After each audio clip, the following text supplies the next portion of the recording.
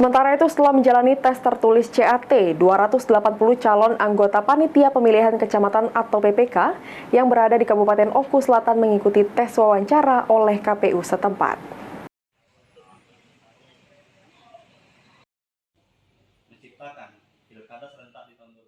Terhitung sejak 11 Mei, Komisi Pemilihan Umum Kabupaten Ogan Komering Ulu Selatan melakukan tes wawancara bagi calon anggota PPK untuk Pilkada serentak tahun 2024. Adapun peserta mengikuti tes wawancara sebanyak 280 orang yang telah dinyatakan lulus tes berbasis Computer Assisted Test atau CAT beberapa waktu lalu.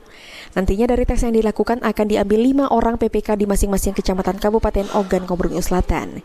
Dalam tahapan ini, KPU Ogan Komering Ulu Selatan sendiri telah menyiapkan mekanisme wawancara selama 3 hari dengan peserta wawancara dari 5 hingga 7 kecamatan dalam satu harinya. Dan untuk materi wawancara, Komisi Pemilihan Umum Kabupaten Ogan Komering Ulu Selatan menguji kemampuan dan kemauan dari masing-masing peserta calon anggota PPK. Baik, KPU Oku Selatan saat ini tengah melaksanakan seleksi wawancara bagi calon PPK pada Pilkada 2024 yang diselenggarakan sejak tanggal 11 sampai dengan tanggal 13 Mei 2024. Untuk peserta seleksi wawancara ini sebanyak 280 peserta yang kita sertakan dalam seleksi ini, dan nantinya akan diambil 95 orang dari tiap-tiap kecamatan untuk 5 masing-masing kecamatan untuk dilantik sebagai PPK terpilih.